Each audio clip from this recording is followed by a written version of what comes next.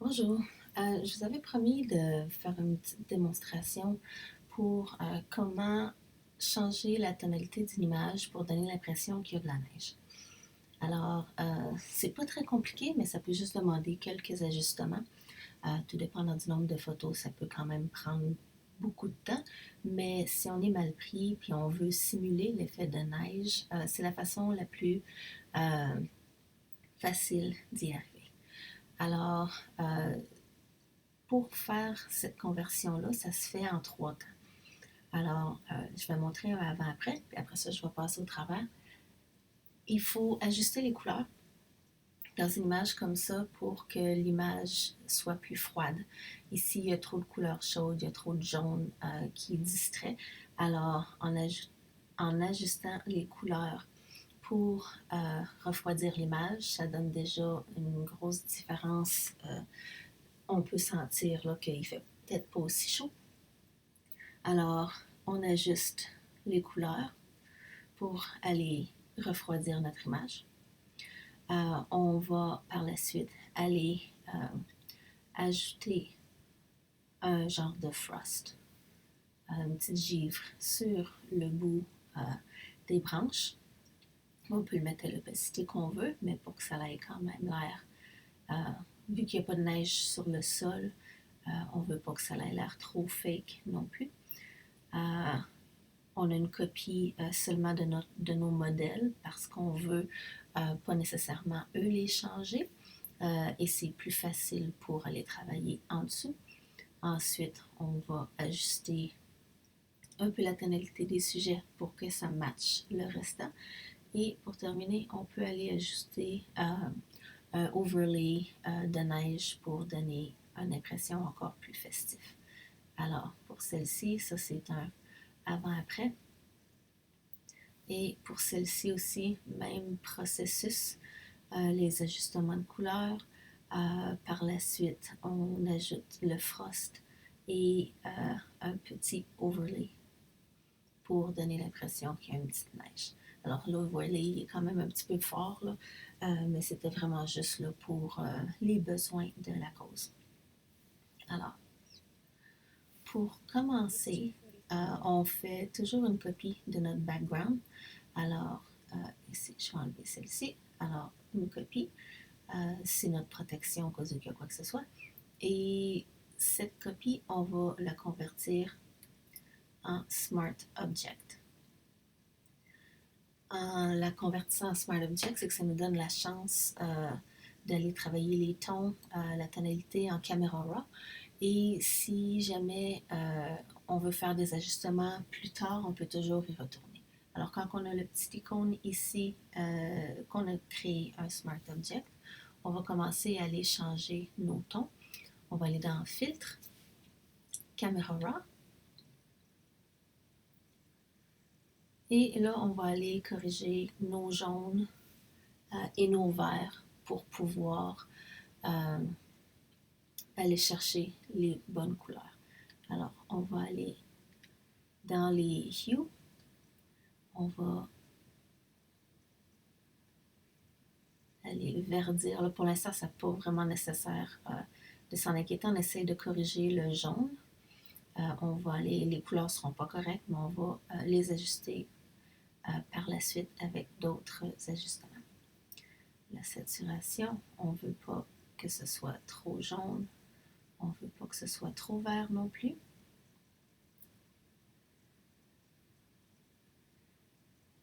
La luminance, on va aller juste les descendre un peu aussi.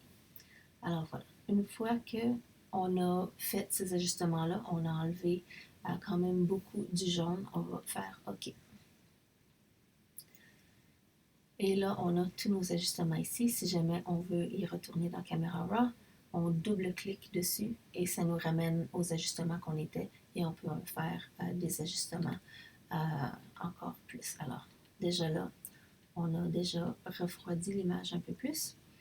Là, avant de continuer, ce qu'on va faire, c'est qu'on va faire une copie de nos sujets pour en faire un masque. Comme ça, on va les séparer du derrière de l'image. Quand on va aller ajouter la givre sur les arbres, ça ne les affectera pas. Alors, c'est toujours mieux de le faire en partant. On va aller sur l'icône de sélection et vous allez choisir sélectionner le sujet. De là, Photoshop va déjà faire la sélection du sujet pour nous. Ce qui reste qu'on n'a pas trop de travail à faire par la suite, seulement quelques petites corrections pour nous assurer qu'on a une bonne découpe. Alors là, il y a certains endroits comme les cheveux, ici aussi, qu'il va falloir aller ajuster avec la main. Pour nous aider, on va sélectionner le petit icône ici, qui est le masque. Ça va nous permettre d'aller ajouter des endroits qui manquent. Par défaut, ce masque-là ici va être à l'inverse. Il va montrer ce qui est masqué, comme ça. Et il va probablement être rouge. Mais moi, je préfère savoir travailler directement sur mon masque. Alors, j'aime pas faire le contraire. J'aime pas la façon là, mais c'est vraiment à votre goût. Alors, pour arriver à le changer, il faut juste faire un double clic dessus et aller changer pour zone sélectionnée. Et vous pouvez changer la couleur à n'importe quoi si jamais si vous n'aimez pas le rouge ou le rouge contraste pas assez avec ce que vous avez à masquer. Alors pour celle-ci, j'ai choisi mauve. On fait OK. Et en cliquant dessus, ça va me montrer la zone que je veux garder. Alors, là, on va prendre une brosse. On la veut pas trop soft, alors ici, je la mets à peu près à 50%. Et on veut notre flow et notre opacité à 100%.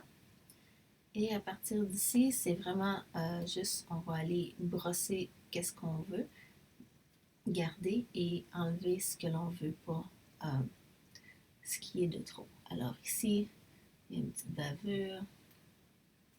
C'est pas besoin d'être trop parfait non plus, juste parce que ça va, le restant va quand même passer bien au travers de notre masque.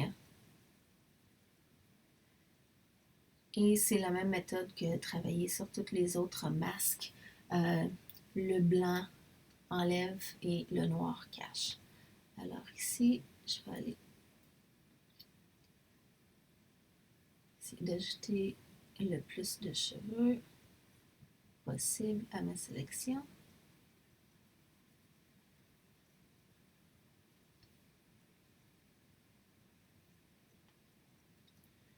On va aller ajouter la main. Un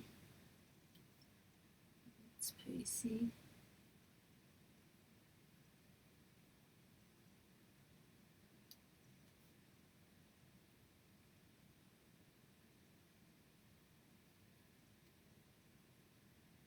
Comme ça. Et une fois qu'on va avoir notre masque quand même assez satisfaisant, tout est pas mal beau autour. On va aller cliquer, on va retourner sur notre outil de sélection. On va désactiver notre masque ici pour retrouver notre sélection. On va faire Select and Mask. On va aller raffiner les bords pour aller chercher les cheveux le plus qu'on peut. Alors ici, une petite brosse parce qu'on ne veut pas prendre trop de ce qui est autour. Et on va aller sélectionner où il y a les cheveux.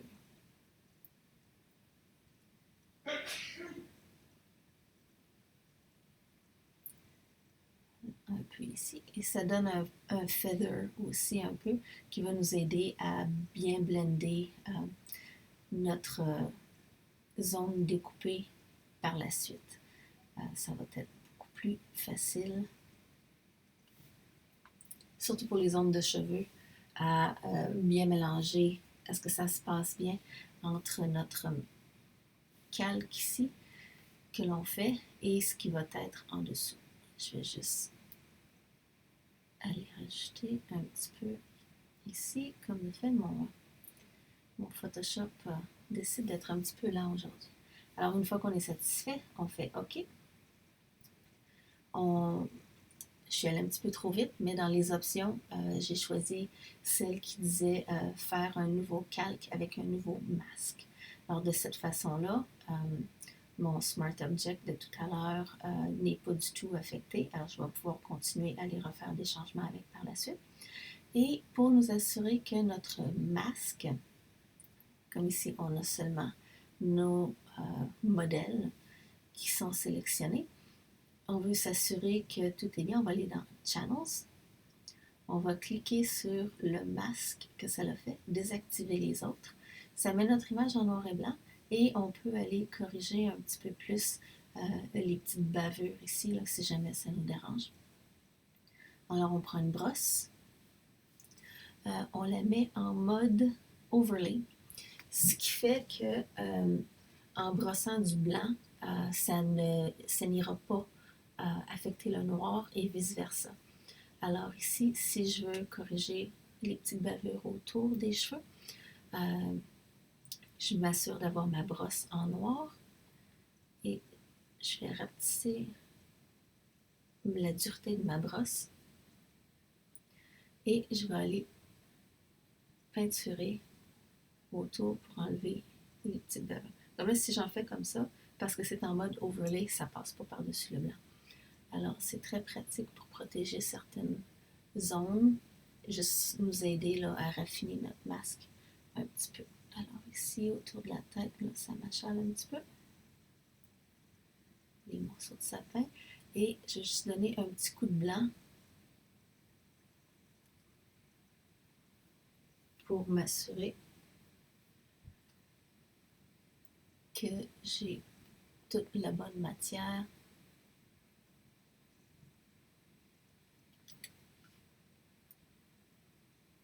Photoshop ne coopère pas très bien aujourd'hui.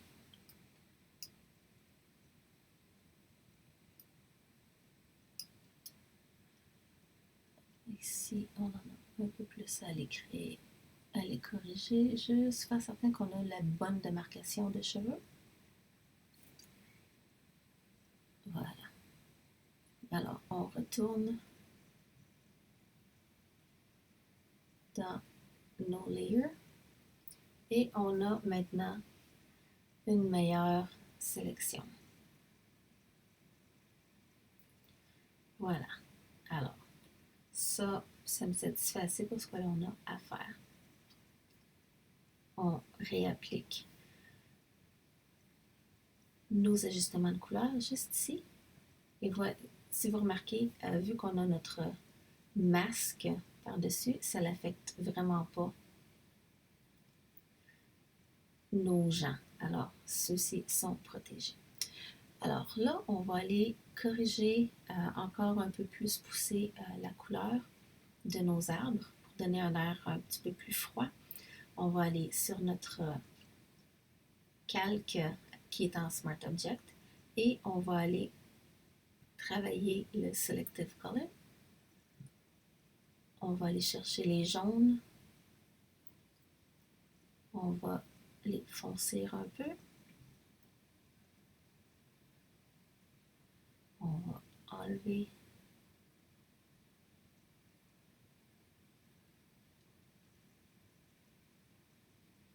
voilà.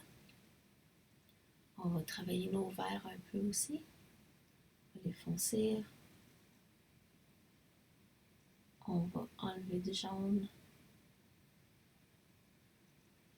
Enlever juste un peu de magenta. Et un petit peu de vert comme ça.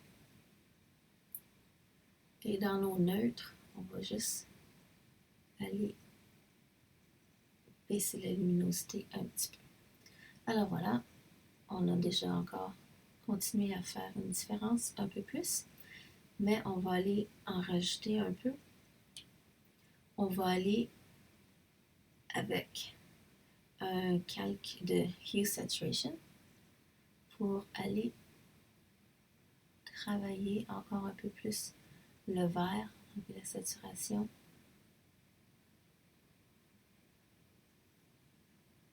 Un petit brin plus de luminosité. OK. Alors, là, on a vraiment fait une bonne différence. On a beaucoup enlevé tout le jaune qui nous donnait l'impression d'être en été. Alors, là, ce qu'on va faire, on va aller chercher les tons au bout des branches pour leur appliquer du blanc. Alors, on veut continuer à travailler en dessous de notre calque qui protège nos modèles. Et on va faire un copy merge. On va juste le fermer, ça va être plus facile. On va faire un copy merge juste pour faire une copie de tous nos calques, tous nos ajustements qu'on a fait jusqu'à présent, mais on va l'effacer par la suite parce que c'est vraiment juste pour nous aider à faire notre sélection. Pour faire un copy merge, c'est, si je me souviens bien, c'est CTRL SHIFT commande E qui va tout mettre les layers ensemble en un calque. Alors, une fois qu'on a notre calque, on va aller dans Sélection, Color Range. Et à partir de là, on va aller chercher notre couleur. Je vais juste sortir de mon Color Range pour me mettre en plus gros zoom. Alors, Color Range. Et là, on va aller sélectionner le bout le plus pâle sur les branches. Alors déjà là, on voit ça en a sélectionné beaucoup, mais ça n'a pas sélectionné l'image au complet. On va peser sur la pipette avec un plus pour aller en rajouter un peu plus, faire certain que ça prend toutes les ondes. Et on va aller faire la même chose de l'autre côté. Ça fonctionne mieux quand si les arbres proches sont vraiment plus clairs, ça fait une plus belle, un plus beau fini. Mais là, vu qu'on a différentes perspectives, il va falloir travailler l'effet un petit peu. Alors, on va en mettre ici. Voilà. Et juste ajuster notre range. Et le plus haut que le fuzziness va être, le plus feathered que ça va l'effet va donner. Alors, ça n'ira pas trop spécifique ou ce que ça va être choppé sur les bords, ça va vraiment aller l'étendre le plus possible. Une fois qu'on a une sélection qui nous intéresse, on fait OK.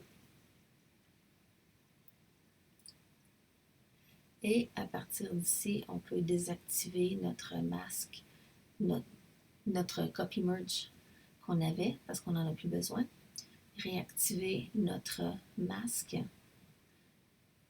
et en descendant sur, juste pour être, on va aller ajouter un calque vide par-dessus notre dernière layer actif. Alors, un calque vide, on va s'assurer que notre couleur ici est bien blanche. On va descendre notre flow à environ 40%, opacité à 100%. Et là, on va aller simplement ajouter le blanc. Là, c'est certain, ça va paraître bizarre parce qu'on va aller masquer ce qu'on a fait par la suite. Et vu qu'on avait protégé nos sujets, ils ne sont pas affectés là, parce que l'on brosse, on travaille en dessous. Alors, une fois qu'on a mis notre blanc, on va aller ajouter un masque. Et là, ça l'a vraiment appliqué sur le bout des arbres. C'est un peu fort, alors on va aller descendre un peu notre fil. On peut descendre un peu l'opacité aussi. Alors, ça donne vraiment un effet comme si là, il y avait eu une petite période de givre sur les arbres le matin. Pour certaines zones là, qui ne sont pas encore faites comme il faut, on peut réactiver notre calque en faisant commande et en cliquant sur notre masque. Ça va remettre notre sélection. Et on peut aller essayer de rajouter un peu plus de blanc si ça va nous permettre. On va rajouter un petit peu ici. Ça y va très doucement. Ça dépend des zones si elles étaient plus fortes ou non dans la sélection. Ça va avec la sélection des types de gris. Alors, plus ça va approcher du noir, plus ça va être blanc.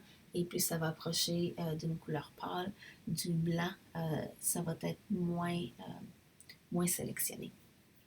Alors voilà, on en a rajouté un peu plus. Commande D pour désélectionner notre sélection. Alors, on a notre zone de givre. On peut aller si certains endroits on trouve que c'est un peu trop fort, on peut retourner sur notre masque, descendre l'opacité de notre brosse avec un flot plus faible et aller en travaillant avec le noir tout doucement, juste peut-être en enlever un petit peu. Comme ici, je trouve que ça l'agace l'œil un petit peu sur ce sapin-là. Alors, voilà, déjà là, je trouve que c'est mieux. Une fois ça fait, on va aller rajouter un autre ajustement de contraste. Alors, on va aller à la petite icône ici, sélectionner contraste. On va augmenter le contraste. Un petit peu de luminosité. Alors, ça nous fait beaucoup plus clair. Voilà. Maintenant, on n'a plus besoin de notre layer copy merge. Le laisser là, ça va juste ajouter du poids à l'image. Alors, c'est mieux de le déliter une fois qu'on n'en a plus besoin. Alors, jusqu'à présent, on a changé notre tonalité. On est allé ajouter du frost sur les arbres. On a fait une copie de nos modèles, de nos sujets pour pouvoir les travailler séparément. Et maintenant, si vous voulez aller ajouter un layer, un overlay, pardon, de neige, alors c'est facile, vous allez aller dans File, mais il faut, si vous avez déjà des overlays de neige, File, Place Embed. Mon système est en anglais, alors je ne suis pas certaine des termes en français. Et de là, on va aller chercher un overlay.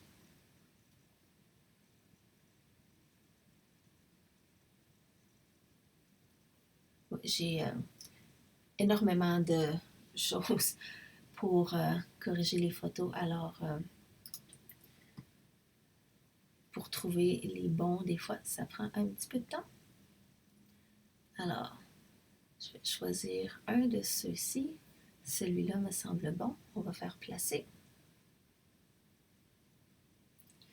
Et de là, on va augmenter notre layer pour qu'il puisse faire l'image au complet. Une fois qu'on est satisfait, on accepte. Et là, on va le mettre en mode overlay. Pardon, c'est un overlay. Il faut le mettre en mode screen. Alors, voilà. Mais là, comme c'est un petit peu fort sur nos sujets, on ne veut pas qu'il y en ait autant sur le sujet, surtout pas sur les visages. Alors, on va retourner sur le masque qu'on a fait de notre couple et on va faire commande, cliquer dessus pour activer la sélection. Et maintenant, on va aller copier cette sélection-là sur notre overlay de neige. On va le mettre. Je l'ai fait à l'envers.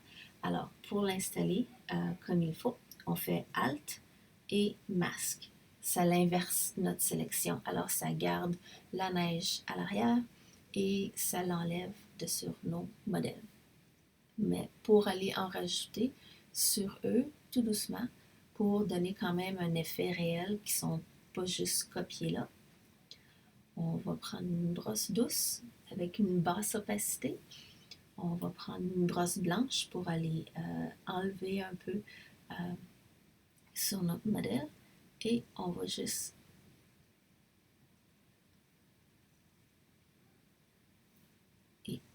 l'augmenter un petit peu ici. On va rajouter un petit peu de neige.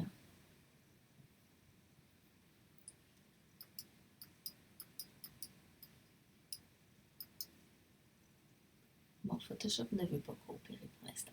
Alors, mais ce serait comme ça avec une brosse. Là, on irait rajouter de la neige qui paraîtrait en temps normal si mon système coopérait, mais vous comprenez le principe. Alors voilà, c'est vraiment la façon, c'est plusieurs étapes, ça paraît comme beaucoup de choses à faire, mais c'est le meilleur moyen d'aller corriger la tonalité d'une image, donner un effet plus début automne où ce que on vient de se faire prendre dans un petit frost avec une petite neige qui commence à tomber. L'important, c'est de garder ça le plus naturel possible. Alors, toujours vérifier les ajustements, que ça n'ait pas l'air trop faux. Et ici, je trouve que le couple, point de vue tonalité, ne matche pas très bien encore. Alors, j'irais peut-être rajuster une petite courbe. Et je veux que la courbe affecte seulement mon couple. Alors, on va faire un clipping mask en cliquant le petit onglet ici ou en faisant Alt et en cliquant avec notre curseur entre les deux images pour avoir le petit onglet qui monte. Et on va clipper notre layer à notre couple. Et de cette façon-là, ça va nous permettre de seulement affecter nos modèles. Alors, j'irai baisser un peu la luminosité globale. Et on va les refroidir juste un petit peu. Alors, pas trop. Juste pour dire que la lumière, on la sent différente.